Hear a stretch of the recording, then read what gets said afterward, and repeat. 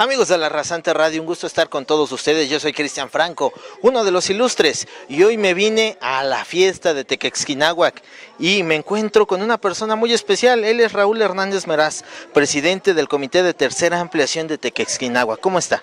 Bien, muy buenas tardes, y aquí pues con mucho gusto recibiéndolos en nuestra fiesta de Tequesquinahuac. Me llama mucho la atención esto. ¿Qué es o cómo nace lo que es la tercera ampliación y qué está haciendo? Bueno, la tercera ampliación pretende regularizar unos terrenos que viene, pues prácticamente tenemos reconocimiento de la posesión legal de estos terrenos desde hace 100 años, hasta 120 años. Somos el séptimo de 7 comités, que el primero empezó a funcionar desde 1952 y han tenido diferentes duraciones de 3 años, 12 años, hasta 25 años alguno.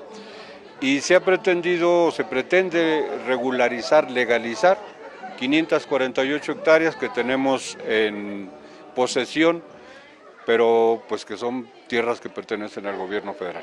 Es toda una historia. Yo empezaría por decirte que nuestra comunidad pues ya existe desde tiempos en que llegaron los españoles. Somos una comunidad prehispánica. Estamos aquí antes que llegaran los españoles. Tequesquinahuac significa el lugar donde viven los tequesquiteros.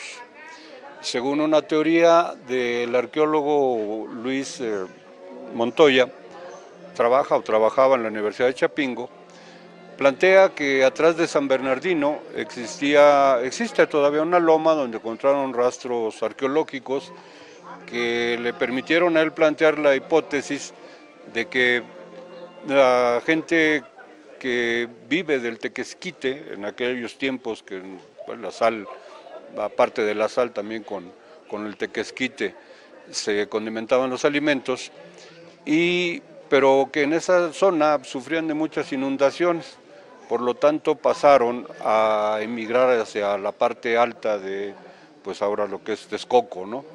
En aquel tiempo se asentaron primero en una loma que está hacia el sur oeste del pueblo, que se llama Tehuehue.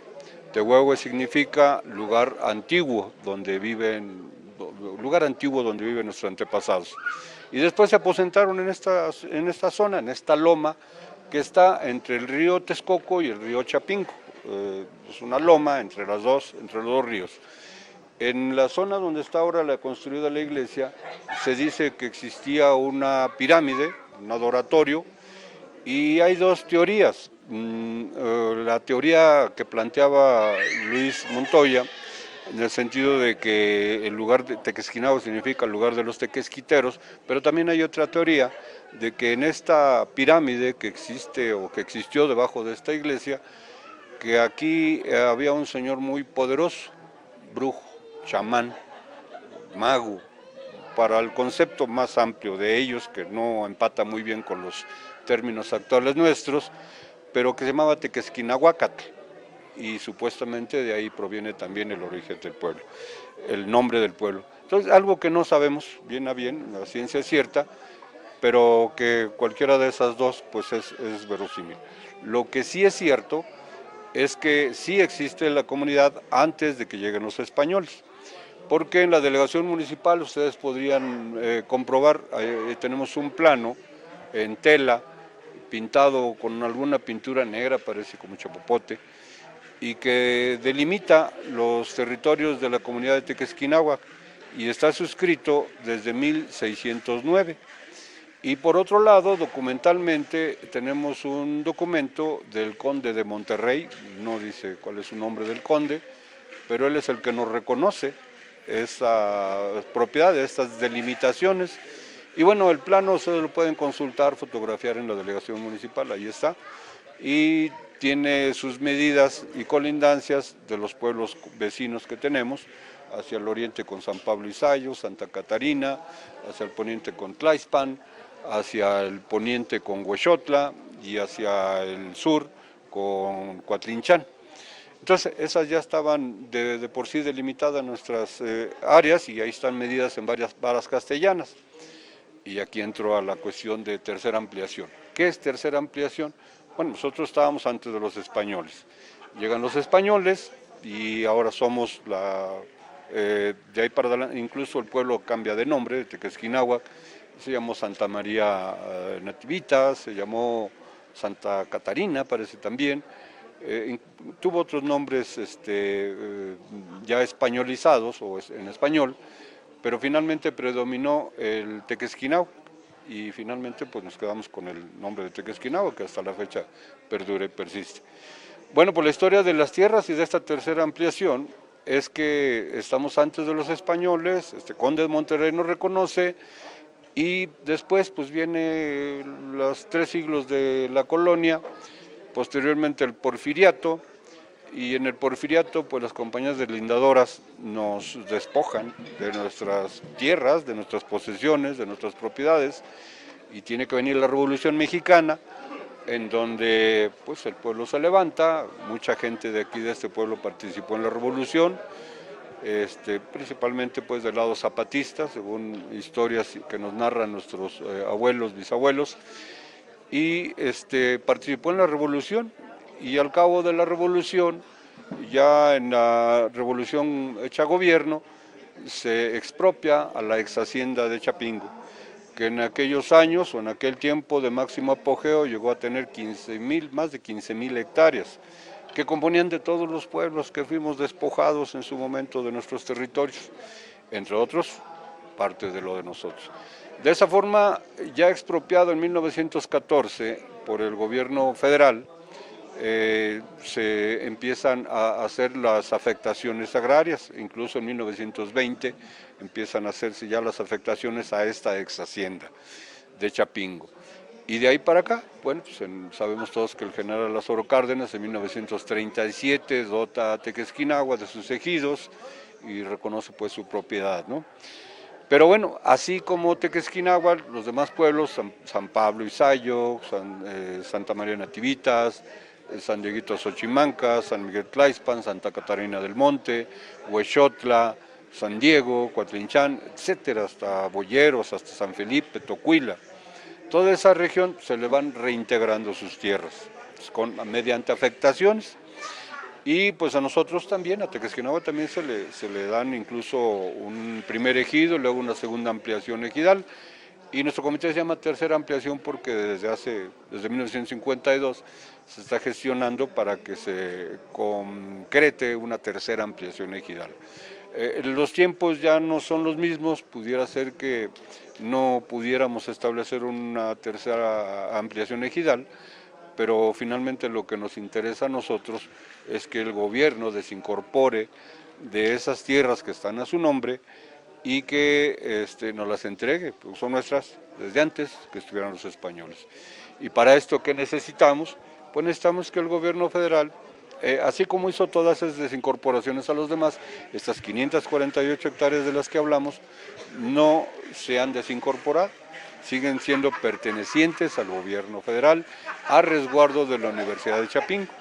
Y esa es nuestra gestión, tenemos 3 años, 2 meses de gestión, y en eso estamos y estamos trabajando para lograr desincorporar las tierras del gobierno federal a resguardo de Chapingo y que nos las entreguen a nosotros. Porque, insisto, desde antes de los españoles nosotros ya estábamos aquí.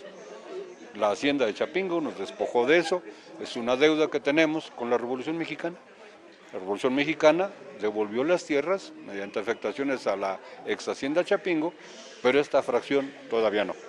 Y esa es nuestra lucha, que ya tiene bastante tiempo. Pues ahí está, es un dato muy interesante, dato que mucha gente posiblemente desconoce, dato que pues gente no tiene el conocimiento como tal, y ahorita ya nos los está aclarando. Está muy buena la historia que tiene esto que es la tercera ampliación de Tequesquinahuac. Pero platíquenos más, usted también sabe cómo se fundó esta iglesia. Bueno, según las investigaciones que se han hecho por parte de otros vecinos anteriores a nosotros, un compañero que desgraciadamente ya falleció, Domingo Hernández Espejel, según él y su búsqueda en archivos históricos, determinó, y así nos pasó el dato, de que esta iglesia se empezó a construir en 1820 y se concluyó en 1840, pues con una iglesia como cualquiera dedicada al Señor de las Maravillas. Y posteriormente, en la Guerra de Reforma, por ahí en ese tiempo, cuando don Antonio Pelagio de la Bastida y Dávalos es el cardenal, el arzobispo primado de México, toda esta región pertenecía directamente, se mandaba en la catedral de ahora la Ciudad de México, y este cardenal en 1867 determina o nos da, a petición de la Fiscalía de la Iglesia, nos da la categoría de santuario. Entonces, esta iglesia no es una iglesia común y corriente, es un santuario, y en aquel tiempo se dedicó a el Señor de las Mercedes. Esto consta en los medallones que están en aquella parte al lado del altar principal, y bueno, también en documentales. Ahí establece que don Antonio Pelagio de la Bastida de Dávalos reconoce que es santuario a partir de 1867. Y bueno, según comentan historias de nuestros abuelos y bisabuelos, esta iglesia dedicado, y ya desde entonces pues se dedicó al Señor de las Mercedes, por eso es que esta iglesia tenemos dos patrones, el Señor de las Maravillas que celebramos en esta festividad de febrero, y el Señor de las Mercedes el 24 de septiembre. Pues bueno, ahora también hay toda una historia en cuanto a por qué el Señor de las Mercedes, y era el Señor de las Maravillas, de 1840 que se termina la iglesia, 1867. Bueno, platican también nuestros ancestros que hacia una loma, parte ahora de Tequesquinagua, que se llama Las Mercedes, existía un rancho, una hacienda, quizás no muy grande, pequeña, y que en esta hacienda tenían a este Señor de las Mercedes como santo. Hablan de que en una guerra se destruye y se acaba la actividad de esa hacienda o de ese rancho, y de ahí que la gente de los trabajadores que quedaban con su capilla tenían al Señor de las Mercedes como su patrón ahí. Y entonces acudieron a San Luis Huixotla a ofrecerles que, bueno, pues ellos ya se iban a retirar, que ya no quedaba nada más que el Señor, el santo, el santito que tenemos aquí en el altar principal, el Señor de las Mercedes. Se lo ofrecen a Huixotla, y Huixotla les dijeron que sí, que luego iban por él, pero pasó el tiempo y no fueron. Se los ofrecieron una segunda vez, volvieron a decir que sí lo querían, pero no iban. Y entonces la gente que quedaba ahí de ese rancho de las Mercedes se vienen a Tequesquinagua a ofrecérselos a los fiscales de aquel tiempo del pueblo, y le dicen, le hacen el mismo ofrecimiento del santo que ellos tienen, de las Mercedes, y Tequesquinagua se los acepta, pero a diferencia de Huixotla, inmediatamente se van, pues no sé, con los ritos necesarios, con música o con banda o con mucha gente, con flores, a recibir la imagen del Señor de las Mercedes de este rancho Las Mercedes. Y lo traen y lo ponen pues al parejo con el Señor de las Maravillas. Pero resulta que cuando Huixotla se entera que ya se lo trajeron para acá, lo reclaman, porque dicen, pues a nosotros nos lo ofrecieron primero y ahora ustedes ya se lo llevaron.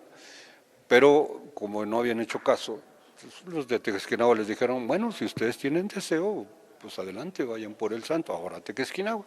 Ya estaba aquí en esta iglesia. Platican de que vinieron de Huixotla, fiscales y todos, y que lo sacaron, el santito, pero que aquí enfrente, donde ahora es la calle Silverio Pérez, que ahí se les ponía muy pesado, porque lo iban cargando, pues, y que ahí se les ponía muy pesado, y que lo volvieron a regresar, y que hicieron el intento 3 veces, y que de tan pesado se les ponía que ya no lo pudieron mover de ahí. Así es que dijeron los de Huixotla, bueno, definitivamente se quiere quedar en Tequesquinagua, mejor se los dejamos. Y ya de ahí para adelante pues pasó a ser la parte principal del santuario. Insisto, tenemos 2 fiestas, la de septiembre y la de febrero, esta del Señor de las Maravillas, y septiembre el Señor de las Mercedes.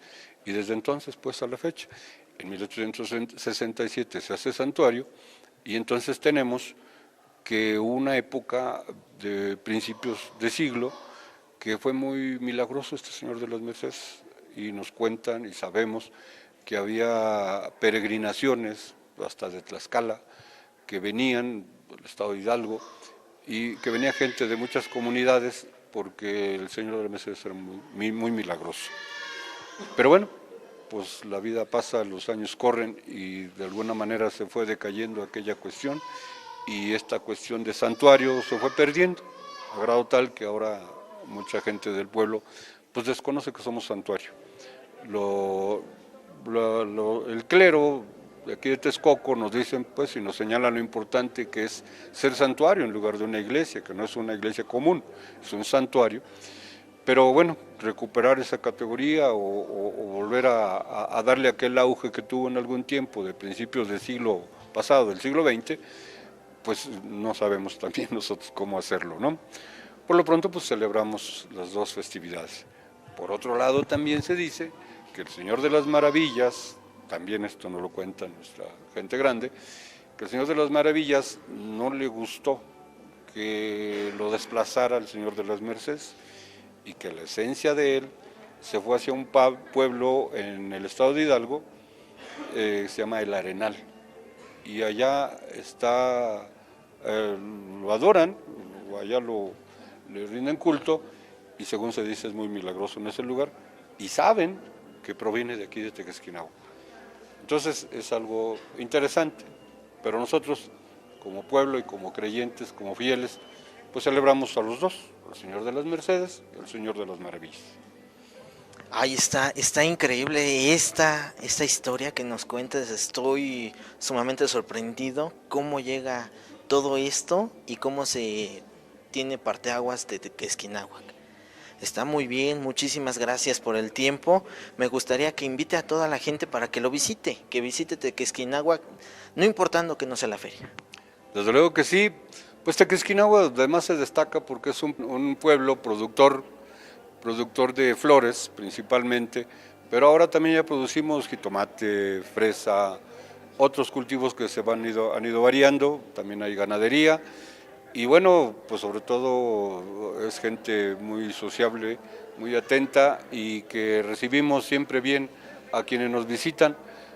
Mucha gente acude a Tequesquinagua los días domingos, en donde hay pues diferentes lugares de comidas típicas, barbacoa, el consomé, los tlacoyos y las quesadillas, comida típica. Y poco a poco y cada vez más los domingos va haciendo una romería. Invitamos a toda la gente, invitamos a todos nuestros vecinos, pueblos vecinos del municipio y pues, todo el país a que nos visiten y que se van a llevar un buen recuerdo y se van a llevar un grato sabor de boca porque son delicias de la comida mexicana las que aquí se expenden en Tequesquinagua. Así como no, los invitamos y pues principalmente en nuestras fiestas, ahora la de febrero, pero también el 24 de septiembre. Estamos a sus órdenes y los esperamos con los brazos abiertos. Pues muchísimas gracias, yo estuve con el señor Raúl Hernández. ¿Algún saludo que quiera mandar? Pues nada más a toda la comunidad, un saludo para todo el pueblo de Tequesquinagua, para todos los vecinos y para toda la gente que hace posible esta fiesta. Desde luego que es por cooperación. Aquí no tenemos esa cuestión de mayordomías que hay en otros pueblos, aquí solamente la fiscalía que administra, organiza la fiesta y la fiesta la pagamos todos los vecinos del pueblo por cooperación y no existen mayordomías especiales, es una fiesta que se hace por cooperación de todo el pueblo. Ahí está, muchísimas gracias, yo soy Cristian Franco, voy a seguir caminando sobre esta feria.